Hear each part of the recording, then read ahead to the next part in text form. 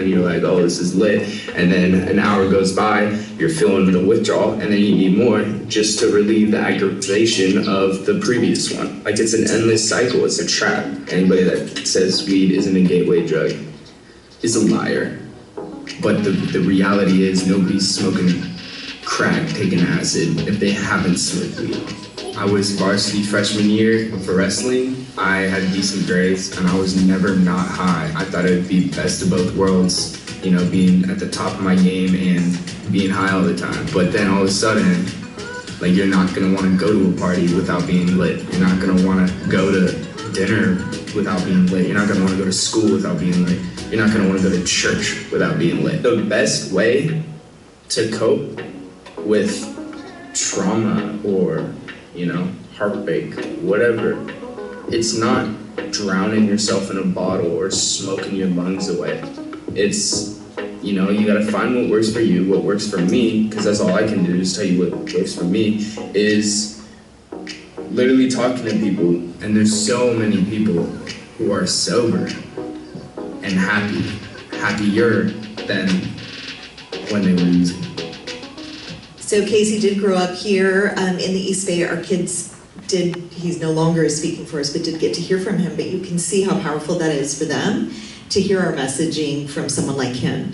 So when I talked about who we research is, it goes into like the cards I just gave you. These are some of the great voices that we listen to. American Academy of Pediatric, Common Sense Media. This should be mandatory reading for any parent or caregiver right now. But we really do want to listen to and be at the forefront of these voices. I will share with you, as I'm starting to wrap up, that we had the suicide at San Ramon Valley High School last year. Then we had, just a couple months later, that was actually in the spring now of last year, so about May, Campo Lindo High School in Lamarinda lost another student. We just lost 2 students last month at a Dublin high school. 2 suicides. It is right here. I just really hope that you will, if you're passionate about our kids and teens, you will support Teen Esteem. We are doing the best that we can to get to the kids. At the end of our presentations, you guys, we give to middle school and high schools, we give an anonymous survey. Ask, like, what did you think of our program? So this is how we know how to fine-tune things. What did you think of it? What kind of cell phone usage do you have? Like, how often do you think you're addicted? What was the most impactful part of our presentation for you? 97% of the thousands of kids we speak to every year say that Teen Esteem's presentation inspired them to make a life-changing decision to better their future. 97%. 20,000 kids last year here in the Tri-Valley. The very last question on that anonymous survey is, do you need to talk to someone? And last year, 108 kids said yes. And so, and we say, if so, leave your name here, we'll connect you to a counselor.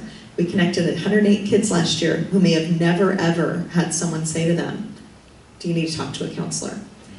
And we believe we're saving lives, and I don't take that lightly when I say that. Like, I'm really passionate about the work I do. Again, in the grind of nonprofit, not where I wanted to be, but clearly where I'm called to be right now. So if you guys have any questions, please let me know.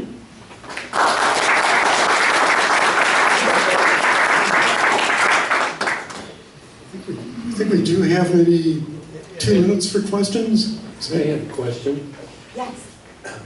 Has anyone done any study to see what effect sports, team sports, would have in mitigating some of these issues? I don't have direct numbers on that. I mean, we collect a lot of reports, but I am 100% certain profound impact they would have, because, right, it's a place of belonging.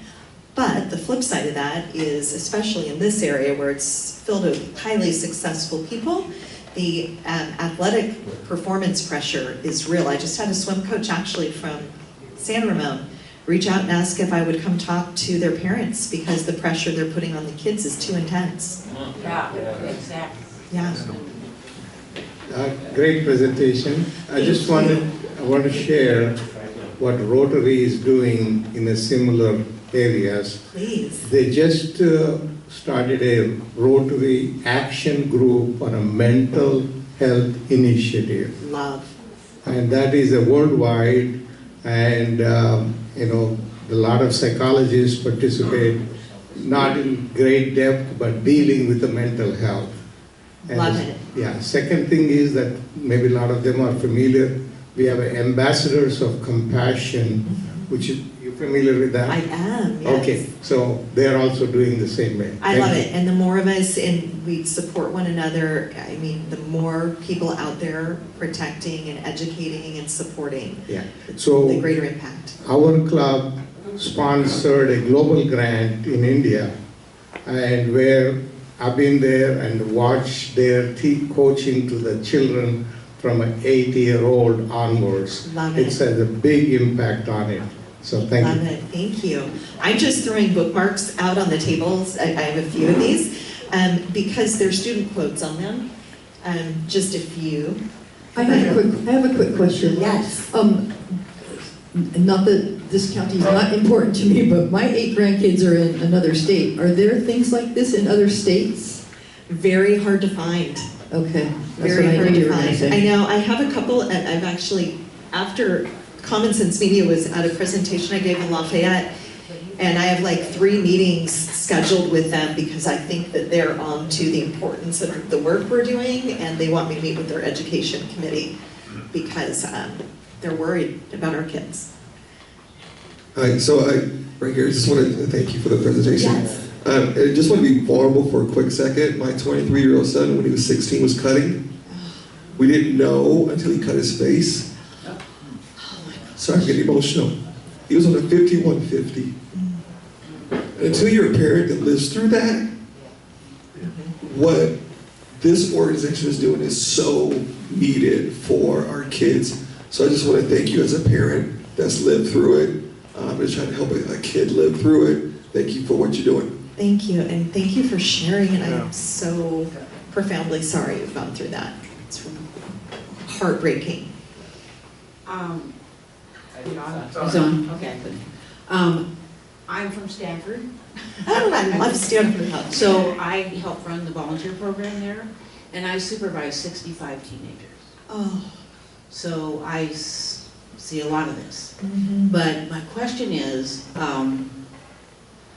do you focus at all on how much pressure the parents are putting on these kids? You bet we do. Because these kids are telling me all the time, I'm a employer-employee relationship with them, Sure. so they share with me where they wouldn't necessarily share with their parents.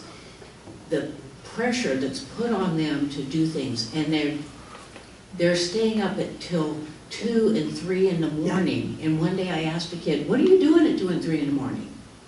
Homework. Because they're so overscheduled. It's crazy. Horribly overscheduled. These are kids, the kids that come to us want to be in the medical field. So they're taking tons of AP classes. They are in all kinds of sports, some of which are practicing 5 days a week. It's just over the ridiculous. top. It's just one of the biggest things that kids report back to us on that survey. What are the struggle? Academic pressure, and from the parents, we hear about it in the classroom all the time. I'm super excited. We just got the coolest new kid that's a recruit, and I will call out the Indian and Asian communities in Dublin, Pleasant, and we are seeing the greatest numbers of anxiety and the suicide. It's really impacting those cultures. So this young man is from an Indian descent, and he's so cool, and I know the kids are just going to gel with him, but he opted, despite being like a super top performing student, he said, I'm not doing all of it. He could go to any college he wanted. So he is going to speak specifically about his experience with the pressure and how he said no to it, and how he's doing the DVC program, top grades like Python programming and calculus and all the things that will be transferring to like a UCLA. But he is exactly the speaker we need in front of these kids who can relate to him on a cultural level, on an age level, and on exactly what you're discussing.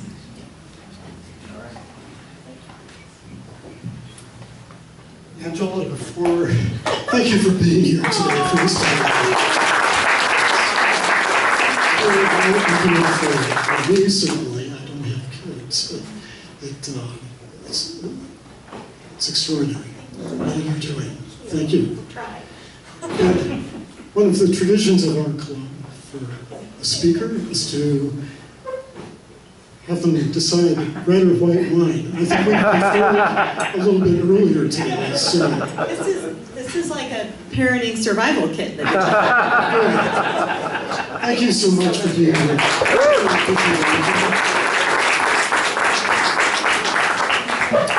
And one more shout out next week.